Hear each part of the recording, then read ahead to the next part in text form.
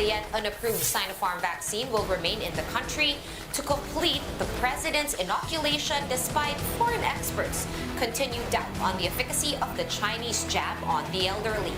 Hindi naman po pinapaalam sa akin ng Pangulo kung ano ang kanyang ginagawa. At kasabay nyo rin po nung nalaman ko na-inject siya. And ang nakakatuwa naman po, the day after we were called to the meeting and we explained to him kung ano po yung CSP at kung ano po yung EUA. At sa kanya naman po sariling kusa ay nakapag-desisyon siya. Hindi talaga pwede to keep going like this, na binabastos yung ahensya mo at ikaw ay walang magawa tungkol doon. Kami naman po talagang continuously asking for information about it. I think the President already made this clear his position on that. No? So, hindi naman naman po kami dadaan sa Presidente, kundi sa PSG naman po kami hihingi talaga ng informasyon tungkol sa investigasyon nito. Pero as of now, wala pa po talaga kaming natatanggap na kasagot. Siyempre po, hindi ibabalik yung pang second dose ni Presidente para matapos niya ang second dose niya. Retired Justice Antonio Carpio was part of the contingent that took the case of the Philippines to the Permanent Arbitration Court to take sole control of the West Philippine Sea. Today, he continues his cause by taking the President's challenge for a debate. This is a word war that will not be over soon. We discuss in this episode of The Chiefs.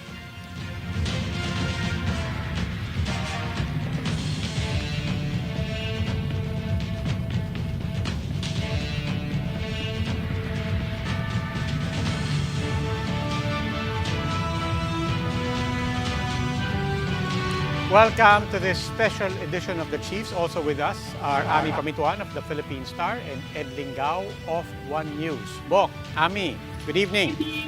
Good evening.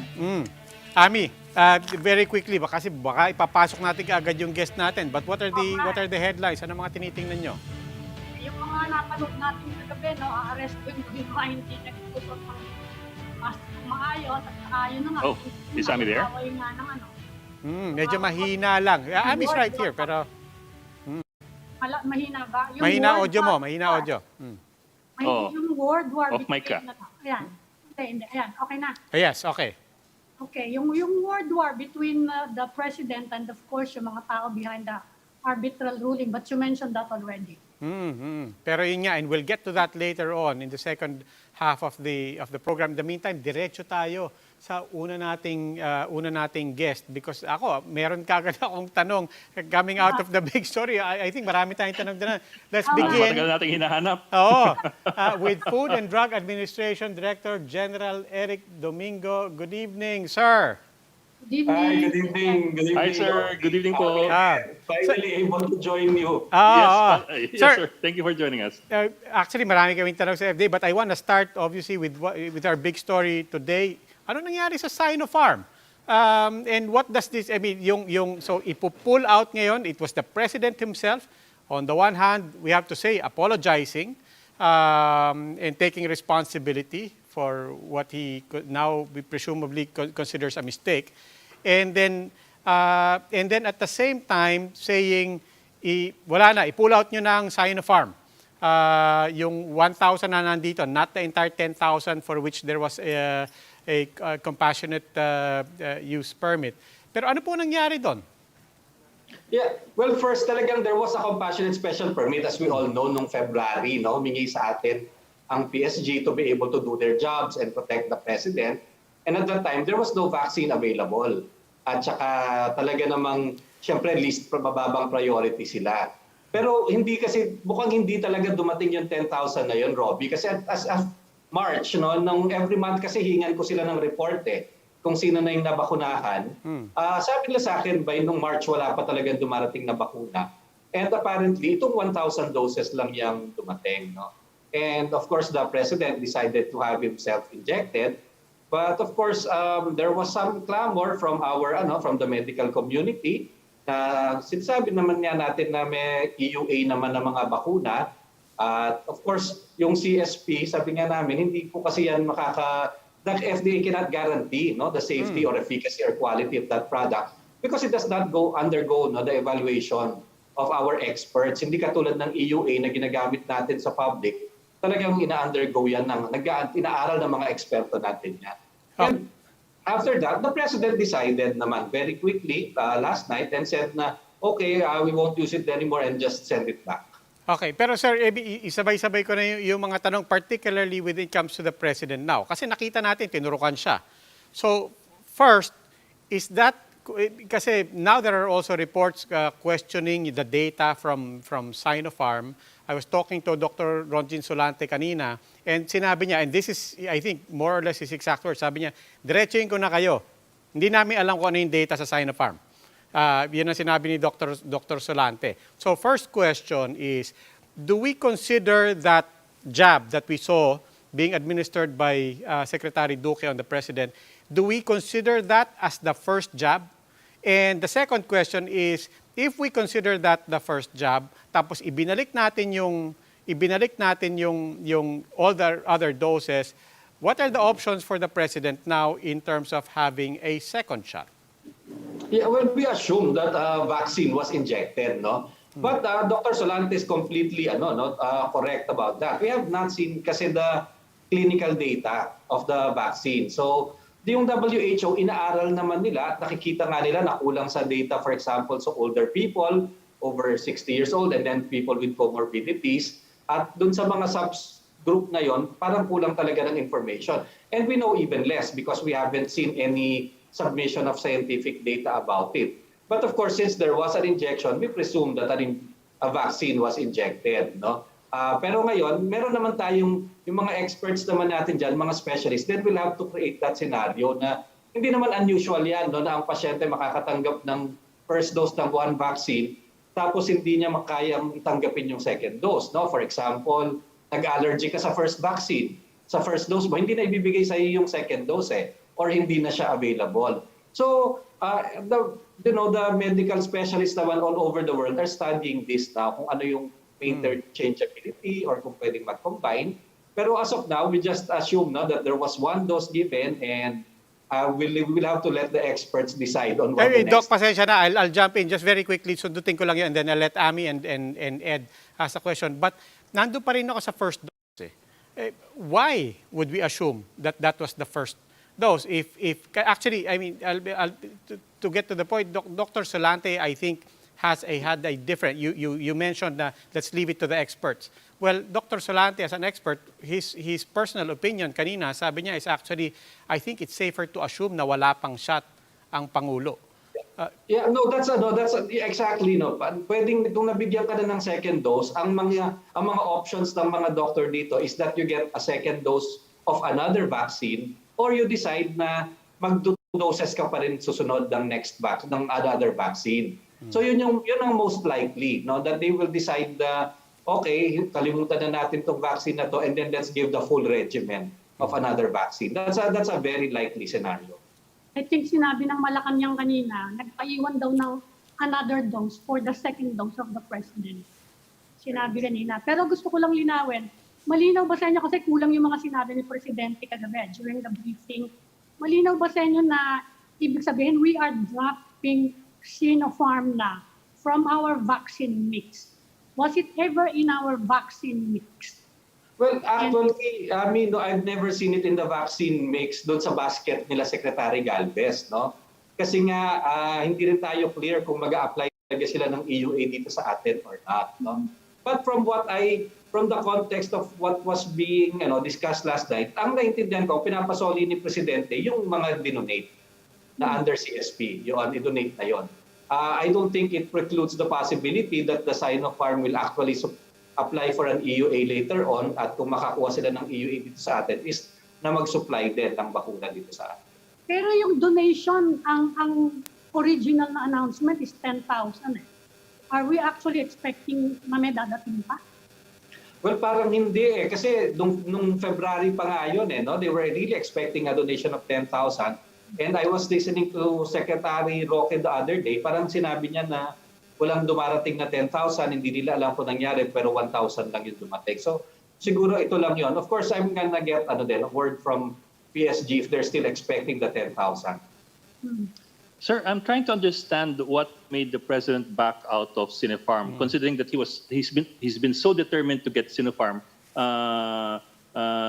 Even to the point na talagang sabi niya before he was willing to wait for Sinopharm to be approved before he gets his vaccination kahit may ibang maunang bakuna eh. Ang sinasabi po niyo kasi parang the medical community is saying that without an EUA they cannot guarantee the effectiveness of Sinopharm. But didn't the president and the PSG know this all along? Di ba? Magmula pa yan nung October last year hanggang nung February na humingi sila ng compassionate special permit. One would think that they knew this all along na it's all bets off. If you want it, you can get it, but there are no guarantees. So it brings us back to that question.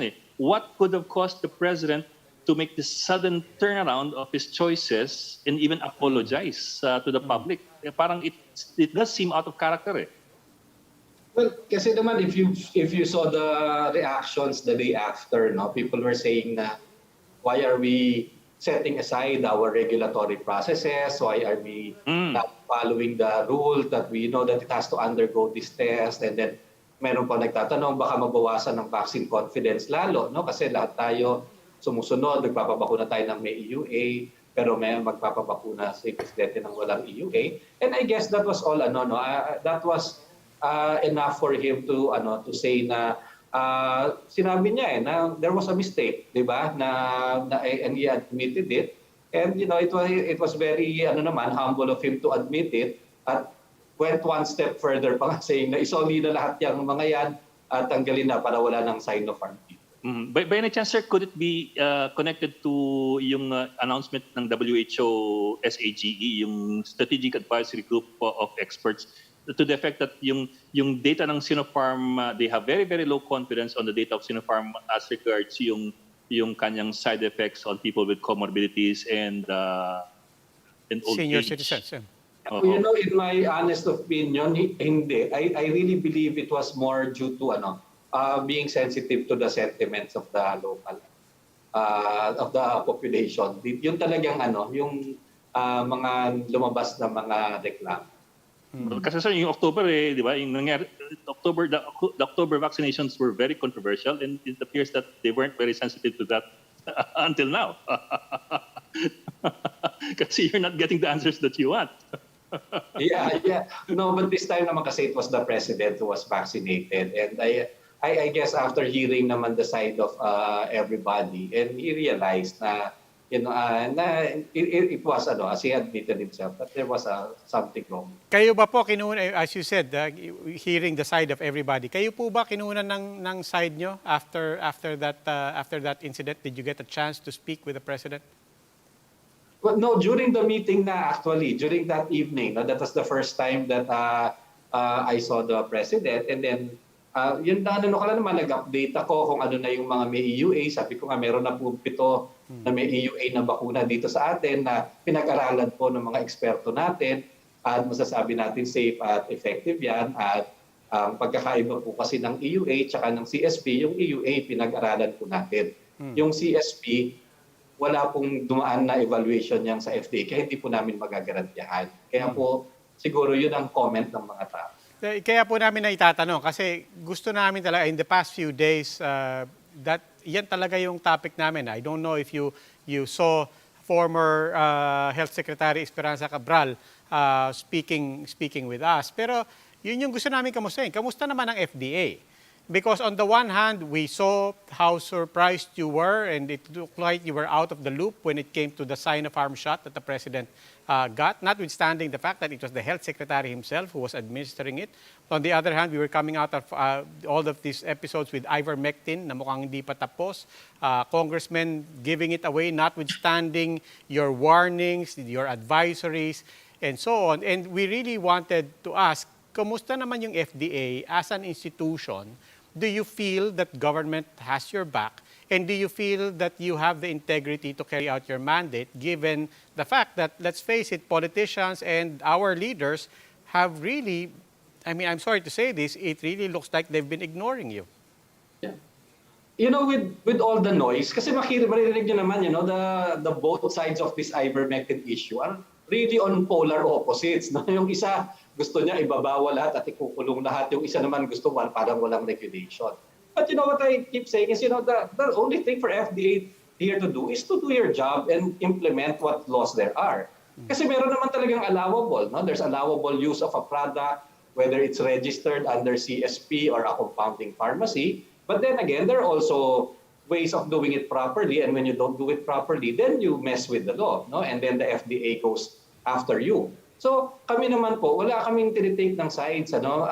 Syempre, you can never please anybody or everybody completely. Pag doon ka sa isang side, magagalit yung kabila. No, pero kami, I try to do my job as I see it, as it's been written there, and in the end, makikita naman nila na sinunod natin, pinagawa natin ang nakalagay sa mandato ng FDA at hindi naman tayo pumili ng kakampi at hindi tayo gumawa ng kaaway, pero sinunod natin yung batas at ipoprotektahan natin yung consuming public, no, to make sure that every product that goes to them is safe and of good quality.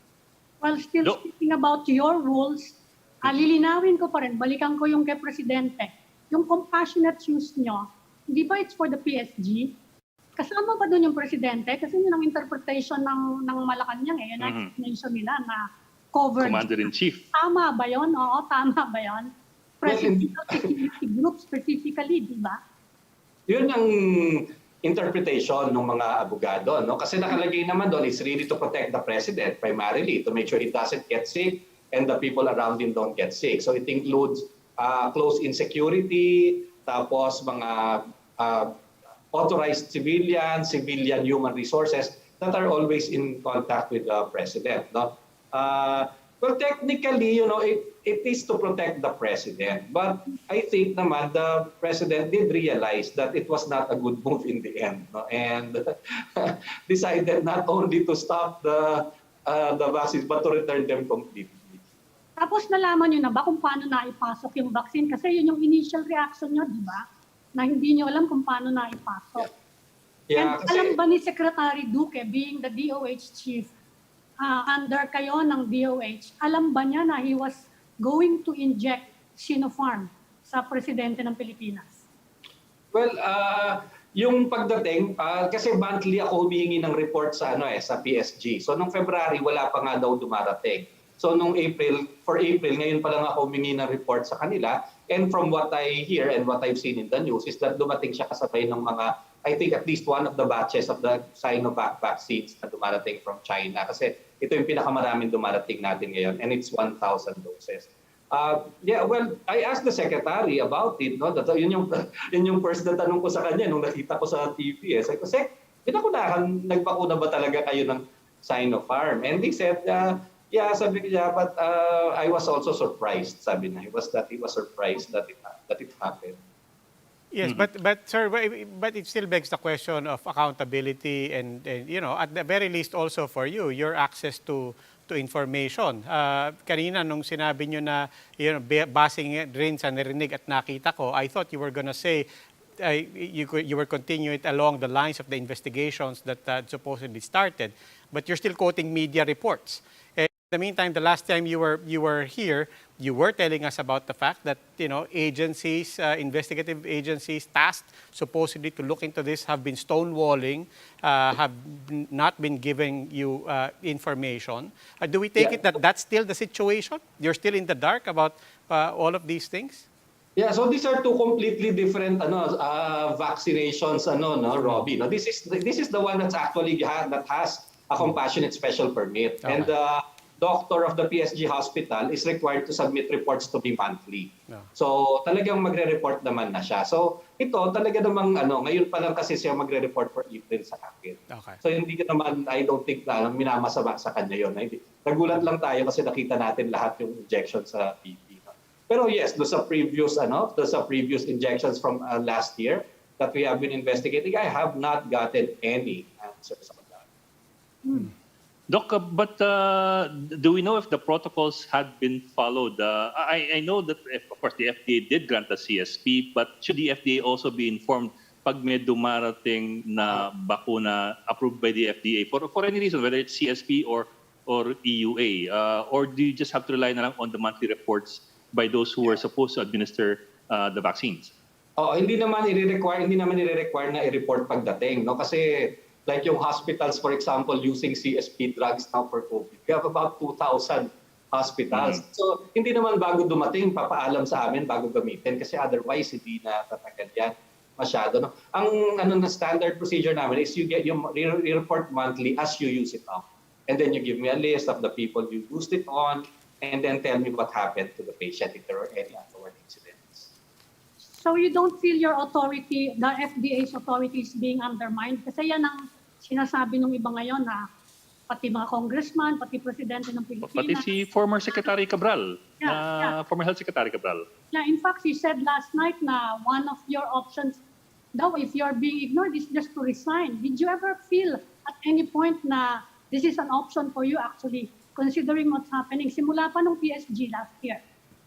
Yeah, I think everybody feels that every now and then, no? Especially when you're really tired and you know that there's so much to do, and then you have of course, sometimes you feel like, you could have told me, you could have asked me, but then, there's a job in front of you, and it's a pandemic, and I know that there are so many things that are lined up, and pag-iiwan mo naman, paano naman yan? Ano? But the thing is, kahit naman feeling nila, kung mga congressman, feeling nila, binabaliwala nila, okay na kaya nila ang FDA. Alam nyo, in the end naman, iimbestigahan naman namin yan.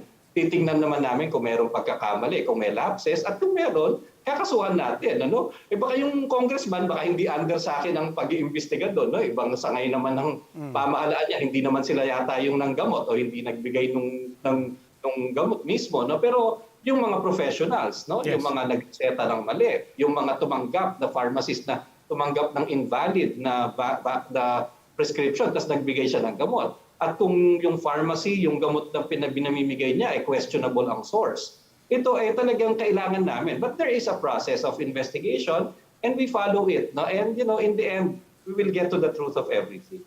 Yes, sir. But not to put you on the spot, pero sir, di ba, in the case of yung Sinopharm vaccinations ng PSG no October, that was 6 months ago, and the agencies concerned have been stonewalling and have not been very cooperative. And half a year later, we haven't made any headway.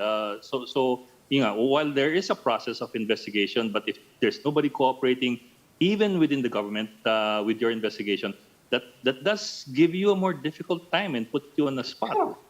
Yes, it does. No, you know it, and you really like putting me on the spot. And you know that. Hindi naman, sir. It's a difficult spot to be in. But if I left the job and somebody was here, I don't think anybody can get any more information that I can, no? That I can.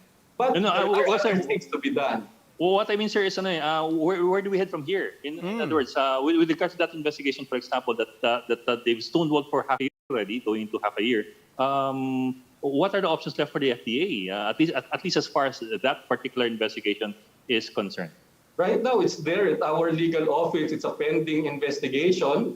If they get a lead, if they get any break, they try to talk to the police, the NBI, and the Bureau of Customs.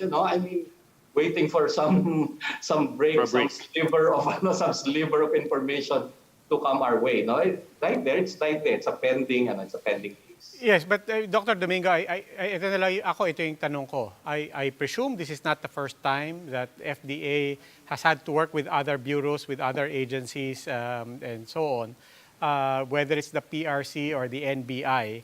But ang tanong ko, is this the first time you've encountered such stonewalling and such stubbornness in cooperating with you? Well, personally, yes. No, I've only been there for a year or so. No? So, yung mga previous, hindi ko naman masagot para sa kanila. No? Pero, usually naman we do get a lot of information. A lot of our cases that we're able to file cases against those who are pending the FDA charter. So, assuming it is the first time, even beyond your, what precedent does that set? And what does that do to the FDA as an institution, even beyond this administration, and for that matter, even beyond your service in the FDA? With precedents such as this, what does that do to your institution even beyond COVID? Well, I have to look beyond COVID exactly, no? And just there are things that I cannot, if I don't get information in this, marami naman ganun na cases na pagtatapos na, talagang wala ka naman ng makuha, hindi mo na mapiga, no? Eh, just move on and do the job that's in front of me. No? Make sure that everything, especially if it concerns public health, no, is really going smoothly and correctly, and the products that will be available to the public undergo the correct scrutiny of the FDA, and that are that we can assure them na kung aling nakakarating sa kanila, talagang pinag-aralan namin yon. No? Ngayon, kung may isang grupo na gumamit sila ng bakuna, gumamit sila ng produkto, hindi naman yan nakalabas sa publiko, hindi naman yan nagamit ng naiturok sa mga mamamayan. Kung talagang kailangan ko nang sabihin na, okay, I have to let this go, wala na akong magawa dito, then that's something that I have to accept and just really move on and do the job, no, for the public as well as I can. Okay. Ay, sir, teka, pahabol na lang. Baka may konti pa tayong oras eh. Sir, we understand that there is, there's a report coming out that the FDA is looking at the possible market use applications, or I suppose commercial licenses for COVID vaccines by later this year. What would trigger that po? I mean, what would be the determining factors for you to give a commercial license? So the drug companies, kasi yung development ng product will start until makomplete yung phase 3 clinical trial, no? Yes, sir. So once they completed the clinical trial, the phase 3 of the clinical trial, these companies will then start registering their products, yung certificate of product registration na talaga yan, or a marketing authorization. And siguro, at yun na yung natin, no? Pinaka-wishful thinking natin na baka yung mga nangunguna, no, the very first vaccines like maybe yung sila Pfizer, itong mga AstraZeneca, Moderna, na mga nag-umpisa ng clinical trial, possible yan na makatapos na sila ng trials nila by end of the year or early next year. And when they do that, I'm sure yun na yung next, mag-uunahan naman silang kumuha ng registration. Kasi pag nagkaroon na ng registered products, yung mga EUA ma-phase out na yan will only be using now fully developed products. And that would mean na pwede nang magbenta dito yung private people, private companies? Pwede nang ibenta sa pharmacy, pwede nang ibenta sa mga ospital. No? Kasi right now, under EUA, you are not allowed to sell it commercially kasi nga it's still under development. But once you have a fully developed product and it's registered, then it will be available for marketing. Okay. FDA Director General Eric Domingo, maraming salamat po. Sir, ingat po kayo. Mabuhay po kayo. Salamat po. Thank you. We'll take a short break and the Chiefs will be right back.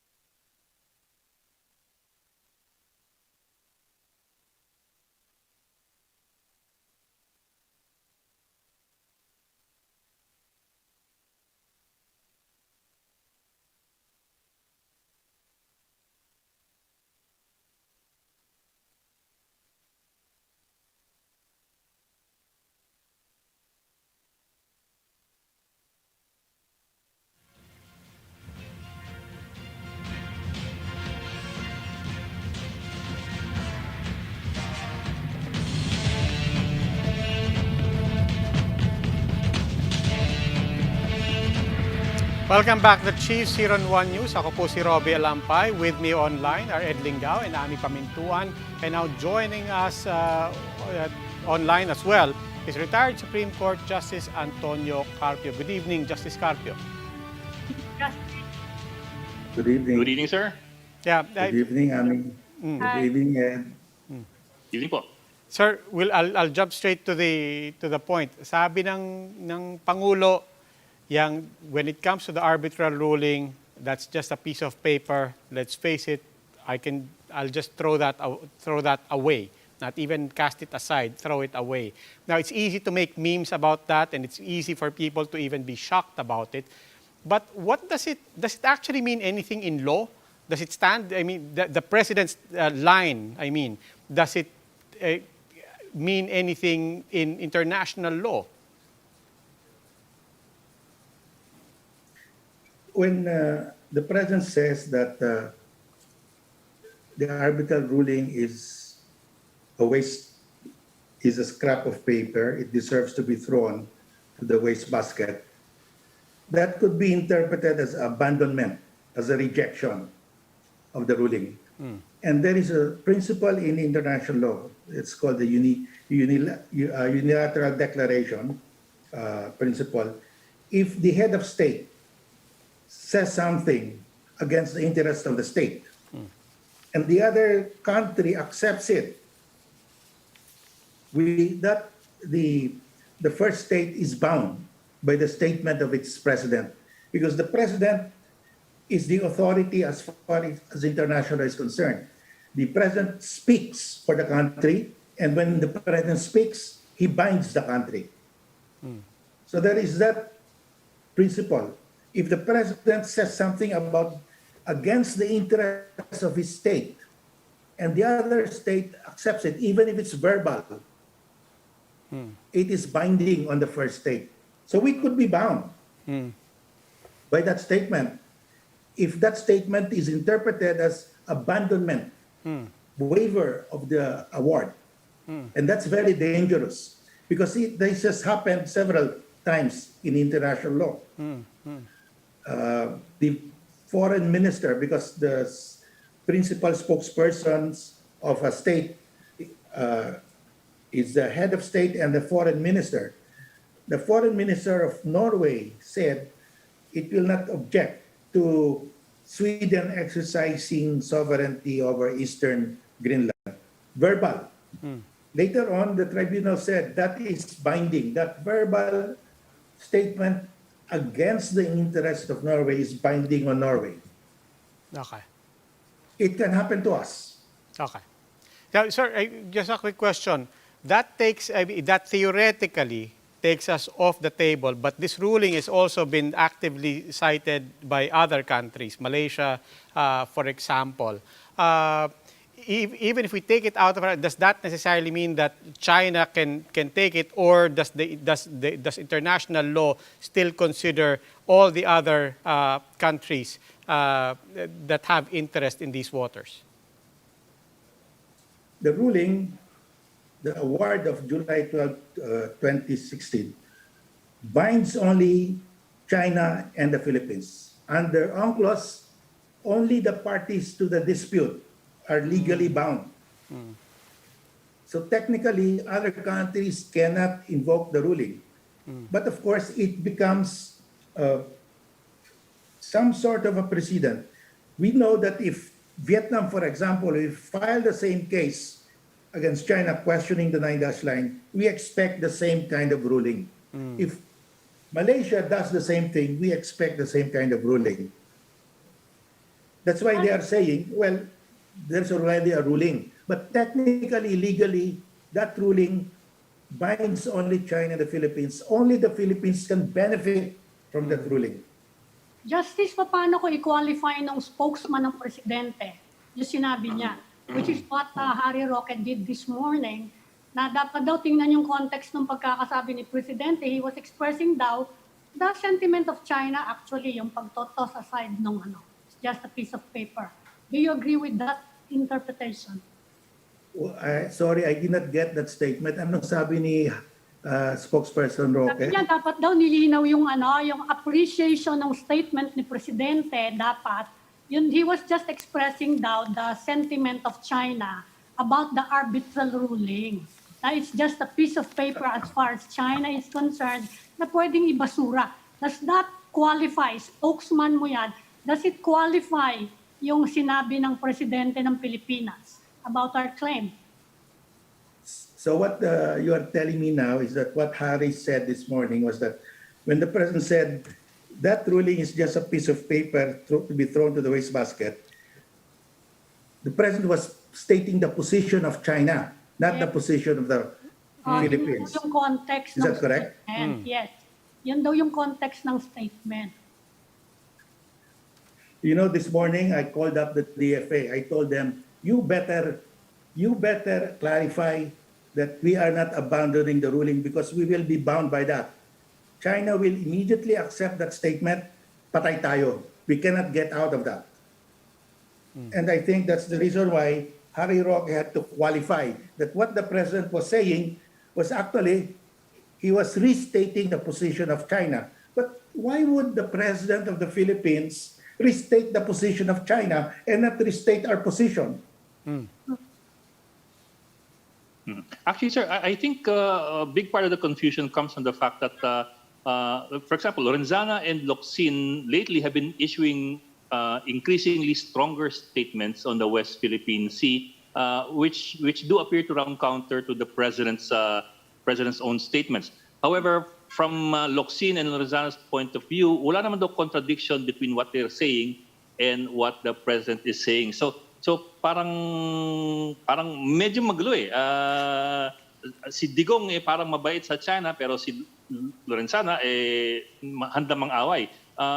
You might end up with the argument from some sectors saying na baka it's a good cop bad cop routine wherein the president tries to pacify China but he lets loose his defense secretary or his foreign secretary. Well, my take here is that Locsin and Lorenzana are patriotic people. They want to protect Philippine sovereignty and sovereign rights. But they're worried. They might be fired by the president if they go all out. So they have to walk a tightrope here. So that's why you see these seemingly confusing statements. But whenever they can, they will assert our sovereignty, Lorenzana and Locsin. But sisitahin sila, sabi, like sinita si Locsin, oy,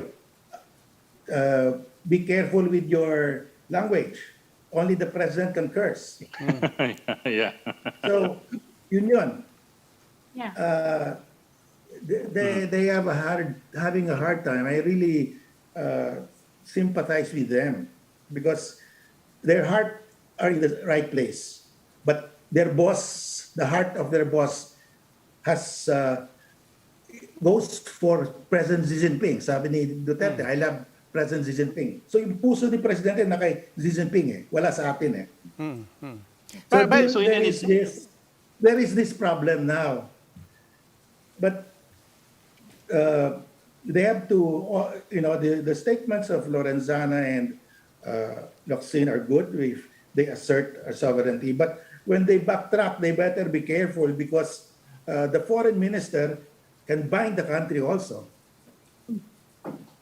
So they But have in the to end, sir, be careful. yes, sir. But in the end, sir, who gets the loudest voice? I suppose it's the principal.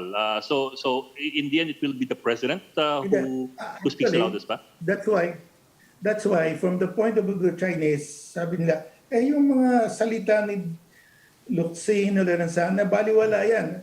Ang boss nilang kausap namin That's why the Chinese ignore the foreign minister, our foreign secretary and our defense secretary because they know iba yung isip ng boss That's our big problem. Okay, but just looking at the language, I mean beyond how it was crafted, if you take the foreign secretary as the alter ego of the president, especially when it comes to foreign policy, his statement was, well, let's say it, way beyond categorical. Di ba? Get the F out is way beyond categorical. In the meantime, the palace can essentially say, look, you take what Secretary Locsin said, in fact, going overboard and overemphasizing our position, and you take the figurative language of the president of, throwing it in the wastebasket and so on. Is there something to hang on there? Well, that's difficult because the position of the president is really what he's saying in the SONA. In the SONA, he said China is in possession of the West Philippine Sea. Inutil ako when it comes to defending the West Philippine. That is really his position. The interest of the country is being saved. Okay. Whatever they can save, they're trying to save. Okay. Lorenzana and Locsin, they're doing a patriotic, heroic job here, trying to prevent further loss to the Philippines. Well, That's how the way I see it. along that same line, I'm sure you were listening to the speech nung last night. And, Kagabi. Oo, kagabi lang yan. At, you have already answered na you have nothing to do with the Philippine Navy's withdrawal from Panatag. Ano? Pero sabi niya, you filed the case, which you did, and we won, and can we enforce that? Anong response niyo doon? I have already said this many times, 1,000 times, in so many places. There are many ways to enforce the ruling without going to war. Kasi ang utak pulbora, sasabihin lang, gera. Hindi pwede. First of all, our Constitution says, prohibit war. We renounce war as an instrument of national policy. Second, the UN Charter says you cannot settle a dispute by going to war. That's prohibited. How do we enforce the ruling? One, we can have a convention with Vietnam, Malaysia, Brunei, Indonesia, adopting the ruling, and they will sign, and we will ask the US and all its allies to sign, and that now becomes a law for that region. And this is good also for Vietnam, Malaysia, because they don't have to file a case. They will rely now on the convention, that they have an EEZ just like the Philippines. So while technically they cannot invoke the ruling, the award, they can invoke now this convention, which is now the law in the region, because it will be, the regional powers will sign it. So that's one, by a convention. Two, we can file an extended continental shelf claim in the South China Sea, because we filed in the West, in Benham Rice, nobody opposed, so we got it. In the South China Sea, there is only one possible country that can oppose, China. But how can China oppose when there's already a ruling? China cannot use the 9-dash line anymore, because that has been struck down by a UN tribunal, UNCLOS tribunal. So we will probably be awarded the extended continental shelf claim. If you give an extended continental shelf claim, the assumption is you have an EEZ. So that reinforces our EEZ. Also, we can join the freedom of navigation operations of the US. Because whenever, they do this every 45 days now, when they sail in the West Philippine Sea, they conduct naval drills, they're telling China, oi, these are not your waters. This is the EEZ of a coastal state. And in the West Philippine Sea, there is only one coastal state, adjacent coastal state, that's the Philippines. So they are actually enforcing the ruling every 45 days. Whenever they sail in the West Philippine Sea, they tell China, this is the EEZ of a coastal state. And there's only one coastal state, the Philippines. That is the most robust enforcement of the ruling, from my point of view. Yes, We should be welcoming this freedom of navigation. We should, at the very least, welcome. But we're not even welcoming. At most, we should join this freedom of navigation operations. There are really many ways to do this without the participation of China. We don't need the participation of China to enforce the ruling. Can you just imagine? Imagine for one moment, the US does not conduct freedom of navigation operations in the West Philippine Sea. No ally of the US conduct FINOPS operation. Nothing. Nobody goes there. What is the effect? China will enforce the 9-dash line as its national boundary, because nobody will be there to oppose China. It is only because the US and its allies go there that China cannot enforce its claim that the 9-dash line is its national boundary in the South China Sea. Thank you. But what if China continues to ignore every ruling, every convention, every international agreement that goes against its interests? Because China If you can get away with it, you will get away with it. Yes. Yes. That is the position of China. Now, I was going to ask about that. I mean, the proposition, for example, for joint patrols and freedom of navigation, just establishing it as a de facto matter. Now, look, here we are. We're walking around this neighborhood because it is free for us to do so. Does that essentially carry more weight? Because we're focusing a lot on the words. But what you're saying is, let's just focus on actions that we can do it as we please and as our allies please, and therefore prove it as a de facto to back up an arbitral ruling. That's good, but we have a big problem because we need fish. Kailangan natin ng galunggong coming from the West Philippine Sea. More than galunggong, we get 40% of our energy requirement from Malampaya. And Malampaya will run out of gas in 2 to 3 years. If we don't get a replacement, which the only replacement is Reed Bank, then we will have 12 to 14 hours of daily brownout in Luzon. Factories will close, malls will close, schools will close. What will happen to us? It will be worse than the pandemic. That's why we have to find a replacement for Malampaya. But Duterte says, oh, I will be out of office by that time. Hindi ko na problema yan. But thankfully, the Lopez Group, who operate the two large gas-fired plants in Luzon, have put up LNG terminal in Batangas. So they will be importing liquefied natural gas. And then you gasify this liquefied natural gas to feed it to the power plant, the gas-fired power plant. But it will be very expensive. The energy cost, which is now probably the most expensive in ASEAN, will even become more expensive. And how do we intend to invite, to bring foreign investors here when we will have a very high power cost? Justice Carpio, nung sinabi niyo po kanina na that's why we need to find a replacement, akala ko you were gonna say something else other than Malampaya. But I'll use that to segue to another thing because you have said we need to find a replacement for this administration. I'll use that to segue to the question, kamusta naman po ang isang bayan? Where are we in your efforts to look for an alternative to this administration and kung sino man ang isasalang nila sa 2022?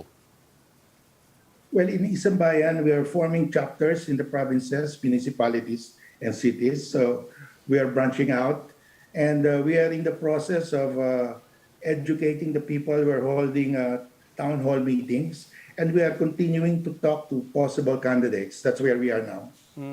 But I mean, I'm sure there's a sense of urgency already. It's May. We're practically starting the countdown 1 year to the elections.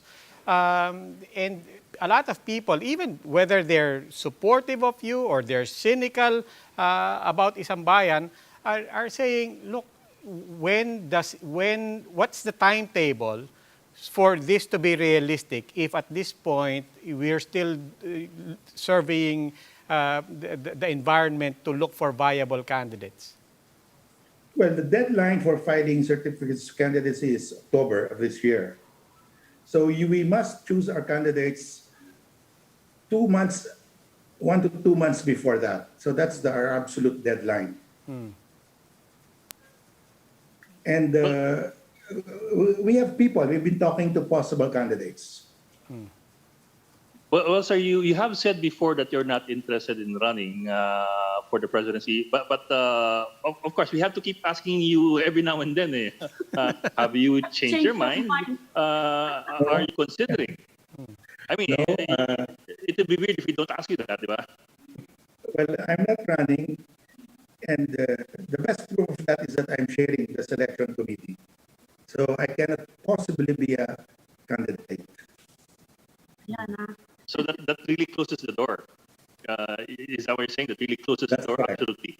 So how long or how short is the list now? And could you see? I mean, we were free to name the names, some names I mean, Leni Robredo, of course, you've been open about that. She's obviously one of the names there. How long, how short is the list, and what other names can you freely share with us? Well, there are two names, two persons who are possible candidates. Of course, the VP Lene, because she is already vice president, but she has not told us that she is running, but she is always considered a probable candidate. And then there is Isko Moreno, who is also a possible candidate.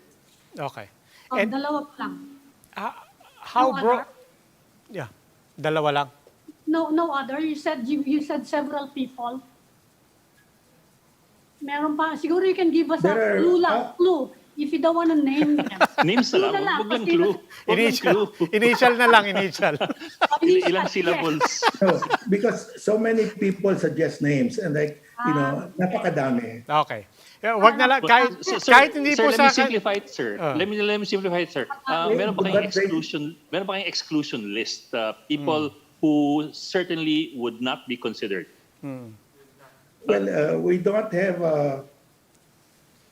Like for black example, and white, no? I'll make it In easier, black sir, and for you. white. For there- example, sir, we don't have a black and white sino yung excluded. But because logically, we cannot include the candidate of President Duterte. Di ba? Okay. Okay. Kasi sir, the president can have a variety of candidate. The president can have a candidate, but he can have, but you can also have other candidates who are not the presidents but are allied with the president. Kasi for example, you might have Bongo or Sara Duterte or so on down the line. Pwedeng iba-iba yan eh. At the same time, for example, what about Bongbong Marcos? Would he be? Could he or would he be considered, if at all, if it ever comes to that? Well, we are against dictatorship. We are against EJK. We are against plunder. And you can see there who are disqualified. Okay. Sir, here's another question. How broad is the spectrum that you're confident you can keep together? From, let's say, from Makabayan, on the one hand, all the way to Sunny Trillanes, how broad is the spectrum that because immediately after Isambayan, that was one of the first things that people tried to test. Diba? And they were immediately seeing how these two sides would react to the possibility of being in a coalition with the other. At this point, are you confident that you could hold? Because sa unang buga, Isambayan seemed pretty confident na ito yung spectrum namin. Will that hold?